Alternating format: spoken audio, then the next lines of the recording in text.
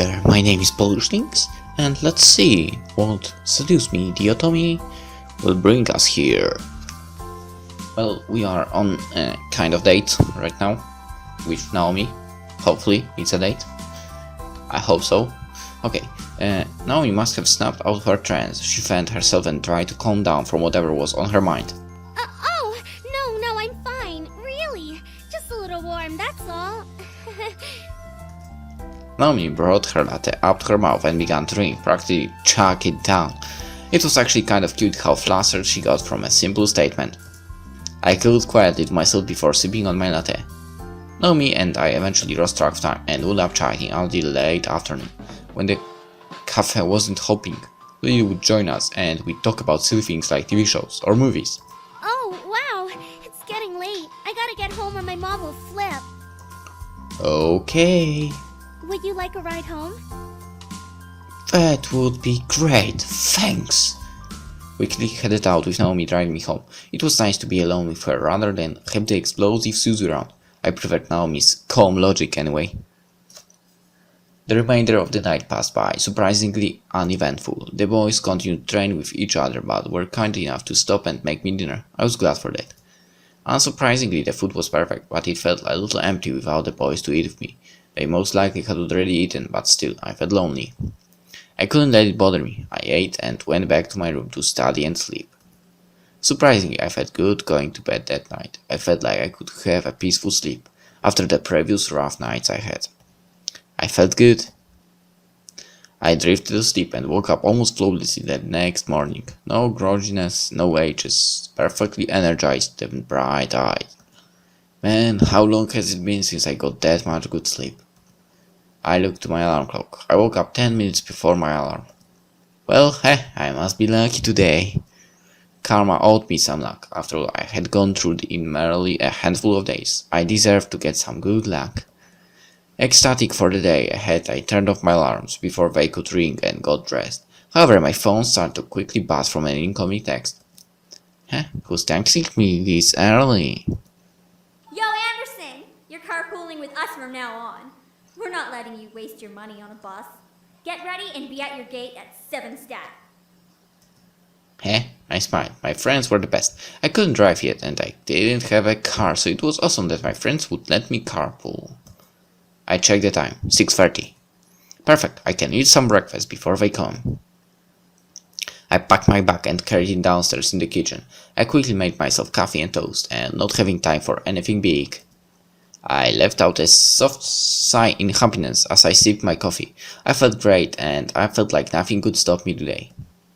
Come at me, day. I'm ready for you. I looked to the time again. Time to go. I quickly rushed the doors, checking myself in the passing mirror. I wasn't wanting to impress anyone, but I still needed to look decent. And right on cue, Naomi drove out to the gates with Suzu waving me down. I rushed out the door and we headed to the school, talking about homework and the coming day. We made it into the school without a hitch. Our lockers were in the same part of the hall, so we quickly unloaded what we needed to and got our important books and necessities. But why the heck would you go to the school at 7 AM? Seriously? Why? First incident of the day. As I walked towards Susan and Naomi, who were both waiting for me on the opposite side of the hall, something hooked my ankle and made me fall forward. Whoa! Hey, are you okay? Who did that? The three of us looked back to Lisette and her gaggle of girls. Lisette had a look of complete innocence with the girls around her giggled like no tomorrow. Why, you little... Bitch! Suzu, don't! I felt a giant fire of anger burning my stomach as I stared at Lisette. Today was not the only time this had happened to me. However, it was now clear who was behind these incidents. Even if she was innocent and one of her goons did it, it was now obvious that Lisette was the mastermind just from the look on her face. She was no friend, nor would she ever be. I had to do something. Stand up and walk away, glaring into her soul. Get her.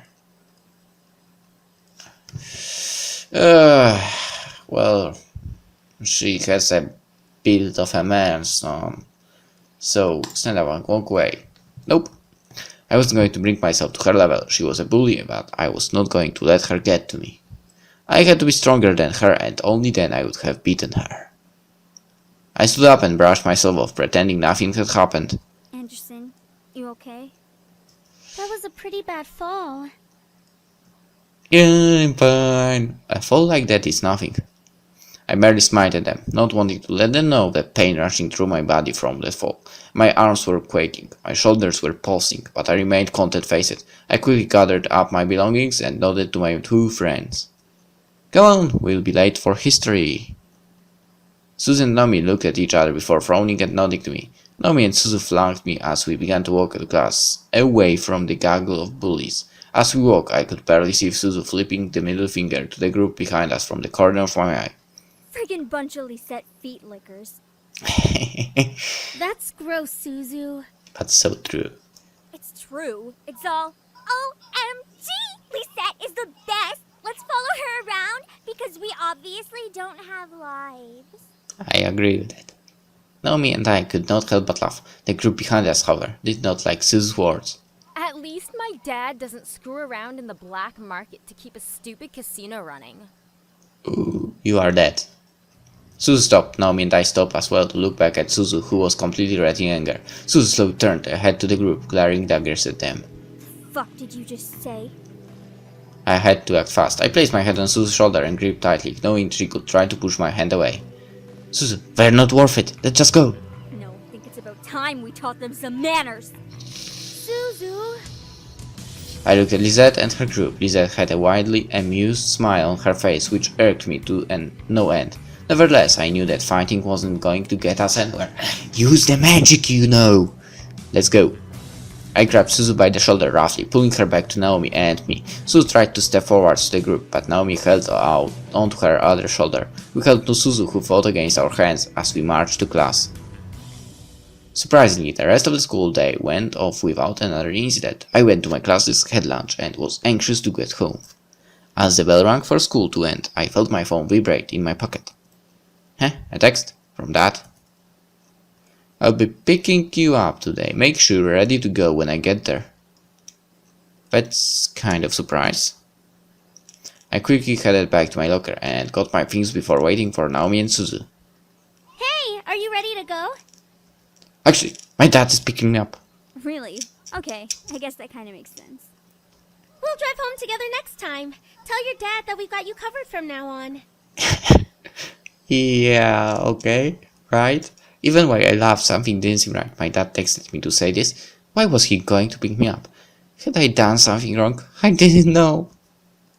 I waved goodbye to Naomi and Suzu before heading off to the usual spot where my dad picks me up. I took the time to listen to my music while I waited. I needed to go to another Rise of the Phoenix concert. Eventually I had played the entire album with no one showing up.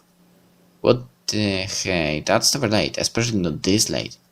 I quickly dialed my dad's number again, but as soon as I pressed the call, it disconnected and read a signal disconnection error message. What the no signal error? How do I not have signal? I double checked my phone and saw all 5 bars on for signal. He must be indeed the... Before I could finish, a grab of hands grabbed at my hands, feet and covered my mouth. I screamed the hand over my mouth, struggling to pull away from the hands grabbing at my limbs. It felt disgusting and scary feeling their hands on me. I needed it to stop. Hey! Don't dirty up Malix's prey! The voice, which sent a fearful shiver down my spine, whispered into my ear. You're coming with me, Miss Anderson. I couldn't fathom what was happening, but before I knew it, I was blindfolded and my limbs were quickly tied up. I felt myself being carried somewhere and was shoved into something that echoed the interior of a bus or a van. The doors closed and off I was taken, unsure of where I was going and why. All I knew was that I was in trouble. All I saw was darkness. I felt numb as I was taken to a place I didn't know of. I couldn't even move my lips to scream. Sounds zipped past my ears. First of interior of car, then the outside, then an echoey space with whispers and cackles of people vibrating through it. However, the wrap around my eyes was eventually removed from my face and my bones were cut. It took a while for my eyes to adjust, but I found myself in a warehouse, surrounded by devils, including Malix, who was smirking at me. Nicely done! Shut up! Sure those little shits will come running to find you when they realize you didn't return to your precious little mansion. They'll search everywhere for you. Shut your mouth! Malik walked over and set the barrel of his gun against the skin between my eyes. It'll be so funny when they find your dead body instead. Go ahead, try. She's protected as well.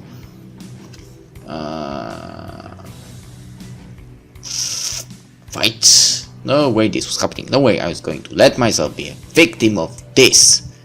I gotta remember, what was in that book? What are you whimpering? Are you praying that the boys will come and save you? Shut up. I kept grumbling, trying to remember, and shut my eyes. Studying for a brief second was enough to keep a spell in mind, but I had to try something. Anything. All of a sudden, the air grew still and silent. I opened my eyes and looked around and gasped at the sight. Everything was frozen in time, as if the clocks had stopped and everything had followed suit.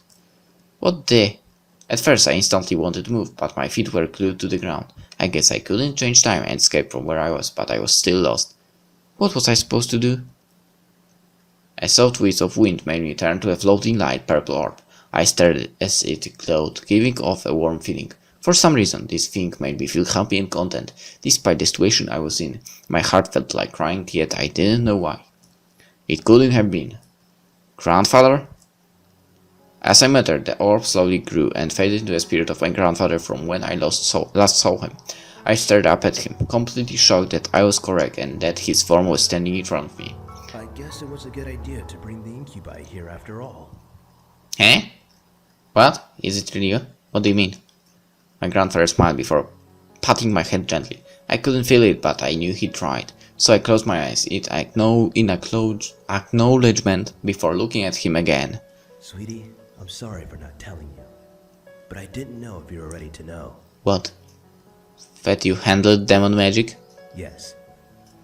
Why? What is there to gain from learning and using demon magic? It wasn't a matter of gaining anything except knowledge. Through magic, I was able to learn more about the demon world and its wonders. I even met your Incubi friends. You met the boys? Yes, it was I who helped them come here. But it seems it was at the cost of my life. What? Why? Why sacrifice yourself like that? None of this made sense. He died to bring the Incubi into the human world. Why? Why? My mind was practically screaming in anger. I needed answers. With time being frozen, we had all the time in the world. Why would you die for something like that? Why leave us alone? Why leave me alone? I wasn't intending to, my dear. But now that I'm gone, you have a chance to find yourself without anything hindering you. What? Your father had always been so hard on you. I'm to blame for that. He learned of my studies before he married your mother and pushed me away, promising to never follow in my footsteps. As he was my son, I still loved and cared for him. I helped him in little ways, from paying bills and making sure he had food to come home with by adding money to his accounts. You don't know how hard your father worked to get to where he is now. I started trying to take it all in. It was true that my dad worked really hard, but I didn't realize how rough he had it. When you were born, I couldn't have been any happier. I tried to give you as many toys as I could, but many of them were tossed away by your father to protect you from me. I thought I would never be able to see you, but when I found you on the street, I was blessed enough to be given a chance. After I brought you back to your parents, I asked your mother to convince your father to let you visit me often, and he finally agreed. Why does Dad hate you so much? Why put that on me? Your father saw me as a monster. He was afraid I would hurt you. He wanted to protect you from me at all costs, even if it meant becoming a monster to you himself. You did not know my father! You did not know what he was capable of! He truly does love and care for you, but he doesn't want you to be as curious as I was. Curious? I chose to learn about magic. I grew curious about it. He thought that was wrong, so when I didn't give it up, he shut me out of his life. What a stubborn old man. So I did the only thing I could do. I gave everything I owned to you, including my hidden books your father never knew of. My head began to spin. There was too much information. It was all going so fast, despite time not having a single inch. Well, that was unexpected, actually. I'm just so happy that my curiosity stayed with you.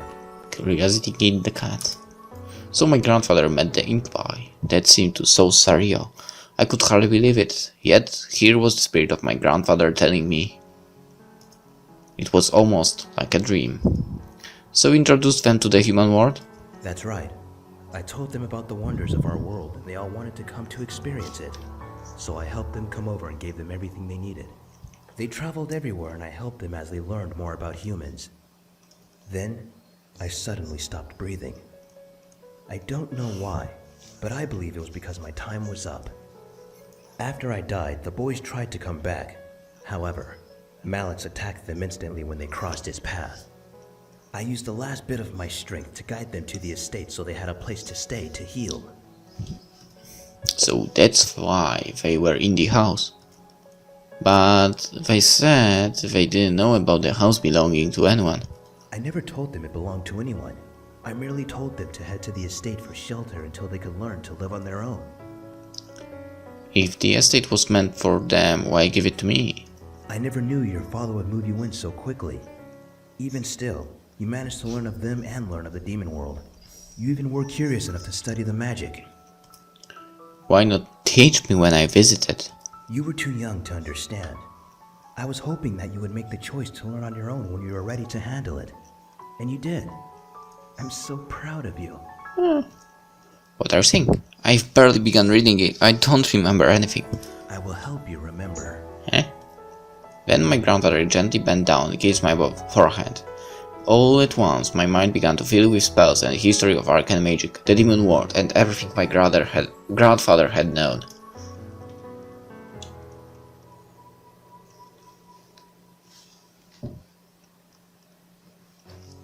I looked up at my grandfather again, now able to remember everything and more as he smiled down at me. Never forget. Make your own choices and do what you need to do.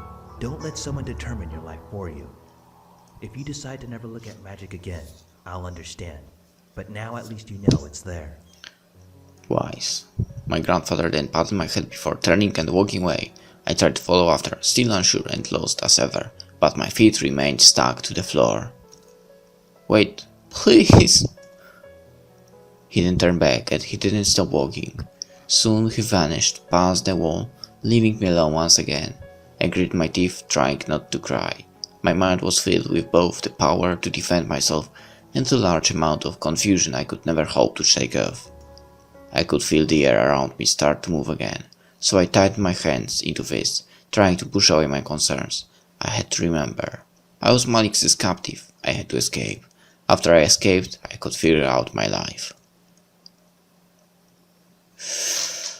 That's where we end the episode actually, so see you in the next one. Bye.